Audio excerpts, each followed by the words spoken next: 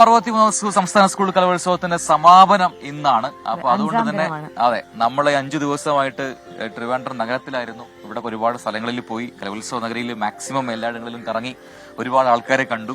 അല്ലെ, നമ്മുടെ സ്ഥിരം പ്രേക്ഷകർ പലരും നമ്മളെ തേടി സ്ഥിരം പ്രേക്ഷകരെ നേരിട്ട് കാണാൻ പറ്റി എന്നുള്ളത് നമ്മുടെ വലിയൊരു സന്തോഷമാണ്. 24ന്റെ പവലിയനിലേക്ക് പ്രേക്ഷകർ എത്തുന്നുണ്ട്. ഒപ്പം തന്നെ ഇവിടെ കലോത്സവ കാഴ്ചകളൊക്കെ നല്ല അതിമനോഹരമാണ്, ഗംഭീരമാണ്. കുട്ടികളുടെ പെർഫോമൻസ് എന്നുള്ളത് പറയാതിരിക്കാൻ പറ്റില്ല. പ്രത്യേകിച്ച് ഇത്രയധികം കലാ രൂപങ്ങൾ ഒരുമിച്ച് കാണാൻ പറ്റുന്ന ഒരു ഇടം വേറെ എവിടെയും കിട്ടില്ല. അതുകൊണ്ട് തന്നെയാണ് ഇത് ഏഷ്യയിലെ ഏറ്റവും വലിയ കലാമാമാങ്കമാണ്. അപ്പോൾ അതൊക്കെ പ്രേക്ഷകർക്ക് ഇതിനോടകം തന്നെ അറിയാം. 14,000-ലധികം വിദ്യാർത്ഥികൾ പങ്കെടുത്തതിൽ ഏറ്റവും കൂടുതൽ പോയിന്റുമായി നിലവിൽ മുന്നേറുന്നത് തൃശ്ശൂർ ജില്ലയാണ്.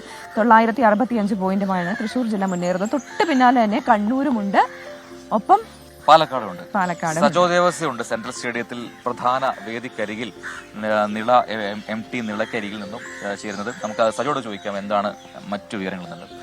Sajo, very good morning. Yes, അപ്പൊ ഇന്ന് സംസ്ഥാന കലോത്സവത്തിന്റെ അവസാന ദിനമാണ്. അപ്പൊ ഇന്ന് ആരാണ് കലാശപ്പൂരിൽ ഈ സ്വർണ്ണക്കപ്പ് അടിക്കുക എന്നുള്ളതാണ്. കഴിഞ്ഞ ദിവസം ഞാൻ വലിയ നെകളിപ്പോടെ പറഞ്ഞതാണ് കണ്ണൂർ.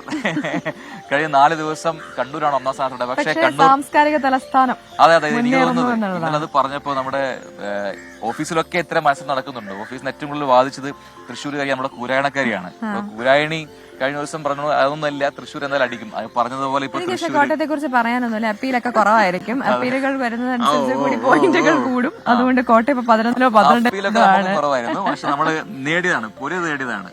നോക്കാം. അപ്പൊ എനിവേ സജോ, തൃശ്ശൂരിനെ കണ്ണൂരിന് മറികടക്കാൻ പറ്റുമോ ഇന്ന്? ഇനി എത്ര ഇനങ്ങളാണ് ഇന്ന് പൂർത്തിയാവാൻ ബാക്കിയുള്ളത്? അപ്പോ തൃശ്ശൂരാണോ, കണ്ണൂരാണോ, പാലക്കാടാണോ, അല്ല ഇവരെല്ലാം മറികടന്ന് കോഴിക്കോടോ ഇവിടെ കോട്ടയമോ വരാനുള്ള സാധ്യത എത്രയാണ്? വെരി ഗുഡ് മോർണിംഗ് പ്രജിലാൻ പ്രവിത.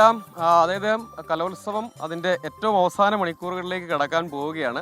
നേരത്തെ പറഞ്ഞതുപോലെ ഒരു പ്രവചനാതീത സ്വഭാവം ജില്ലകളുടെ കാര്യത്തിൽ, അതായത് ചാമ്പ്യൻ പട്ടത്തിന്റെ കാര്യത്തിലുണ്ട്. അതൊരു ആരോഗ്യകരമായ മത്സരമാണ്. യഥാർത്ഥത്തിൽ കപ്പുമായി കണ്ണൂരേക്ക് പോകാമെന്നാണ് ഞാനും മേഘനയെ യഥാർത്ഥത്തിൽ പ്രതീക്ഷിച്ചിരുന്നത്. ഇതെല്ലാം നമ്മളൊരു ആരോഗ്യകരമായ രീതിയിൽ പറയുന്നതാണ് എന്ന് പ്രേക്ഷകർ തിരിച്ചറിയുമെന്ന് കരുതുകയാണ്. തൃശ്ശൂർ വലിയ ആധിപത്യമുണ്ട്. കാരണം തൃശ്ശൂർ കഴിഞ്ഞ ആദ്യഘട്ടങ്ങളിൽ മുതൽ കണ്ണൂർ ഒരു ആധിപത്യം പുലർത്തിയിരുന്നു. പക്ഷേ നേരിയ വ്യത്യാസമേ ഉള്ളൂ. തൃശ്ശൂർ 965 രണ്ടാം സ്ഥാനത്ത്, കണ്ണൂരും പാലക്കാടും കൊണ്ട് 961.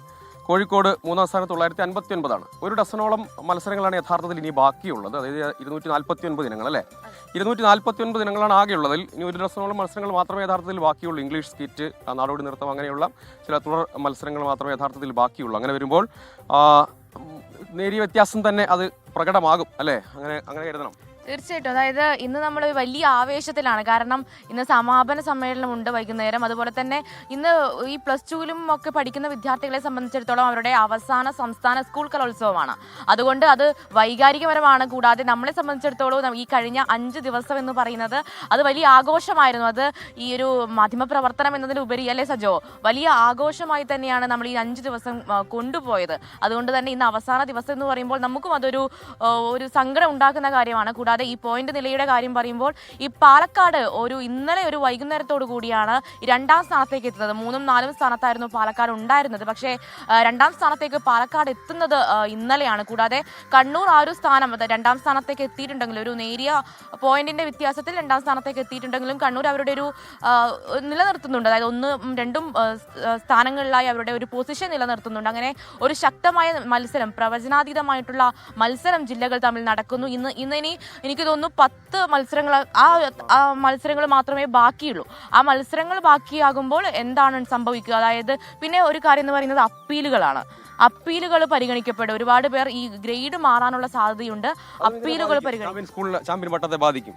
അതായത് മറ്റൊരു കാര്യം കൂടി എടുത്തു പറയേണ്ടത്, ആദ്യഘട്ടങ്ങളിൽ കാണികളുടെ ഒരു ശുഷ്കമായ സാന്നിധ്യമായിരുന്നു ഉണ്ടായിരുന്നത്. പക്ഷേ ഇന്നലെ അതൊക്കെ മറികടക്കുന്ന രീതിയിൽ ഈ വേദി, അതായത് പ്രധാന വേദിക്ക് മുന്നിലാണ് നമ്മൾ നിൽക്കുന്നത്. ഇവിടെയാണ് സമാപന സമ്മേളനം നടക്കാൻ പോകുന്നത്. പ്രതിപക്ഷ നേതാവും ചലച്ചിത്ര താരങ്ങളും ഉണ്ട്. സമാപന സമ്മേളനം നടക്കാൻ പോകുന്നത്. ആ വേദി ഇന്നലെ നിറഞ്ഞു കവിഞ്ഞു. അതായത് 15,000-ഓളം പേർക്ക് ഇരിക്കാൻ കഴിയുന്ന ഒരു വേദിയാണ്. തുടക്ക ദിവസങ്ങളിൽ പ്രധാന വേദികളിൽ നാടകവും ചില കലാരൂപങ്ങളും മാറ്റി നിർത്തിയാൽ വേദികൾ, സദസ്സുകൾ ശുഷ്കമായിരുന്നു. പക്ഷേ ഇന്നലെയോടുകൂടി തിരുവനന്തപുരം ഉണർന്നു എന്ന് വേണമെങ്കിൽ പറയാം അല്ലേ?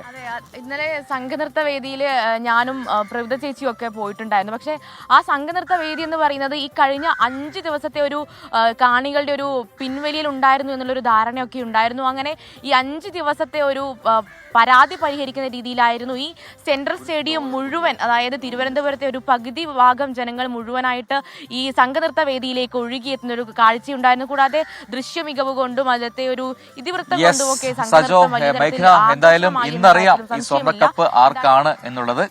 അപ്പോ മേഖല പറഞ്ഞുകൊണ്ടിരുന്ന സംഘനൃത്ത വേദി എത്രത്തോളം കാഴ്ചക്കാരുടെ ബാഹുല്യം കൊണ്ട് ശ്രദ്ധേയമായിരുന്നു എന്നുള്ളതാണ്. മാത്രമല്ല മന്ത്രിമാരുൾപ്പെടെ പ്രതിപക്ഷ നേതാവ് ഉൾപ്പെടെ സംഘനൃത്തം കാണാൻ എത്തിയിരുന്നു. അപ്പൊ അതുമായി ബന്ധപ്പെട്ട വിശദമായ സ്റ്റോറിയൊക്കെ പ്രേക്ഷകരെ കാത്തിരിപ്പുണ്ട്. സൗഹൃദ സംഗമം കൂടിയായി മാറി എന്ന് വേണം അത് പറയാം രാഷ്ട്രീയ നേതാക്കളുടെ.